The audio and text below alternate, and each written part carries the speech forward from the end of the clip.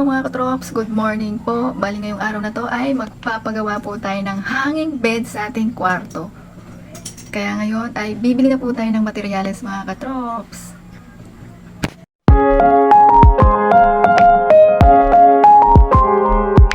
At ayan na nga po mga katrops, nandito na tayo sa hardware. Nagtanong agad tayo ng mga tornilyo at mga iba pang gagamitin natin sa hanging bed or ewan ko kung anong tawag talaga doon mga katrops. Ayan, kung ano-ano yung mga gagamitin ay binili na po natin. At pati yung mga disc at pako na gagamitin natin. At meron pang plywood at saka plyboard na gagamitin. Lahat nga ng binili namin dyan ay nilabas na lang dahil nagsara sila pansamantala dahil naabutan kami ng break time.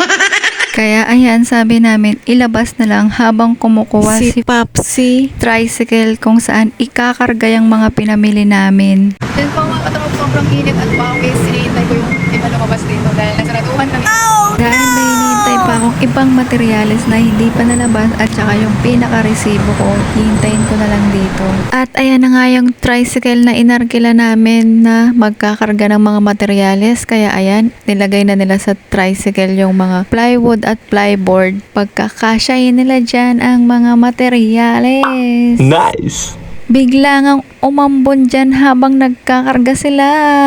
Ayan na po, kawawa naman sila, nabasa na sila ng ulan.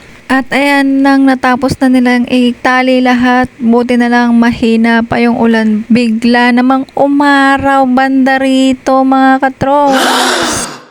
At sa wakas, nandito na rin kami sa bahay, kaya ipababa na nila isa-isa yung mga gamit. Ayan, pinasok na rin po nila yung plyboard dito sa loob. Yung mga bakal po sa labas na. Salamat po kay Manong tricycle driver na naghatid ng mga gamit. At pagkatapos na ibaba yung mga gamit, agad sinukatan ni Popsi yung sulok ng kwarto para mag-cut na ng mga bakal na gagamitin. Ayan, sinukat-sukat niya na po lahat ang bawat sulok. At pagkatapos niya pong nasukat, ngayon magkakat naman po siya ng mga bakal niyan mga katrops. At ayan na nga po, ako ang helper niya. Kaya yung mga nakat niyang bakal ay boboin na namin. Pinahawak or pinagamit niya ako ng hindi ko alam kung anong tawag dyan, plies ba or cutter. Basta yung kaya kong hawakan daw para hindi ko mahawakan yung dulo ng bakal or hindi ako matusok or masugat. Dahil matalim daw yung dulo ng bakal. Kaya ingat-ingat po. Bali, ganyan nga po yung itsura ng tulis ng bakal. Maraming sanga-sangang maliliit na or maninipis na hibla ng bakal. Kaya delikado po pag natusok yung mga kamay or daliri natin dyan. Bali, ayan, ipagdidikit mo lang sila para magandang tingnan. At nang nabuo na nga namin yung frame, ayan po, wini-welding na po yung bawat sulok ng frame para mas matibay pa siya mga katrops. At nang nahawakan ko nga yung pa-letter L dyan, hindi ko alam kung anong tawag dyan. Sabi ko, ba't kailangan pa ng pa-L talaga? Eh, pwede namang ruler. Pero sabi, mas maganda daw yung pa-L para daw pantay ang sukat ng bawat kanto. At ayan, biglang maraming audience ang dumating nang nakitang tapos na yung frame. Tinanong parang ang liit daw kaya sinukatan na yung 6 feet. 6 feet kasi ang ginawang hanging bed ni Popsi. At ayan po, bigla pong umambon na naman kaya yung mga audience nagsipag-alisan na. Sabi ko, silong muna tayo Popsi. Kaso, hihinto rin daw yan. At ayan na, nilalagyan na ng mga bakal sa gitna yung pampatibay ng frame. Ayan, itsura na siyang rehas na bakal.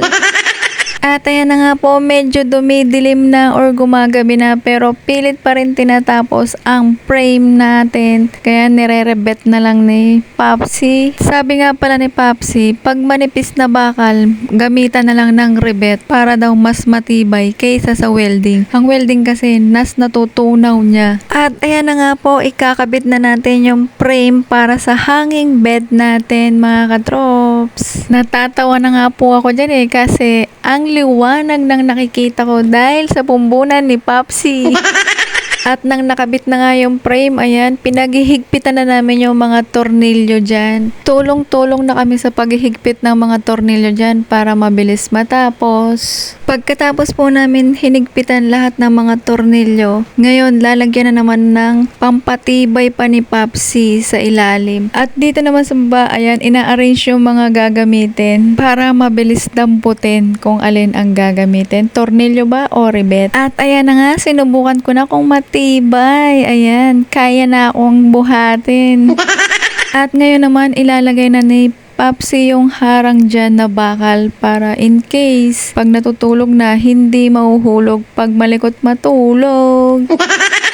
Kwento ko na rin po mga katrops habang tagahawak muna ako dyan. Ang gumawa pala ng buong bahay namin ay si Papsi. At ang mga helper niya kaming magkakapatid nun. Kami lang din ang gumagawa dito. Si Papsi at ang mga kaming magkakapatid. Dahil wala po kaming pambayad ng labor, kaya kami na rin po ang nag-helper sa kanya. Alam naman natin mahirap talaga ang buhay noon. Mapa hanggang ngayon naman kung hindi ka madiskarte or marunong humawak ng budget. Kaya mga katrops, pahalagaan natin ang bawat sentimo or bawat kinikita natin dahil pinaghirapan natin yan. O siya mga katrops, saka na muna yung kwento at saka ko na rin itutuloy itong pag-helper ko kay Papsi. Bali, ito muna yung papakita ko.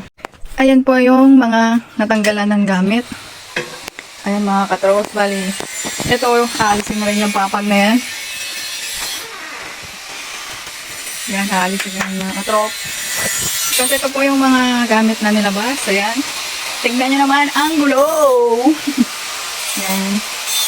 Yan yung kama. Tuloy na lang po ang part 2.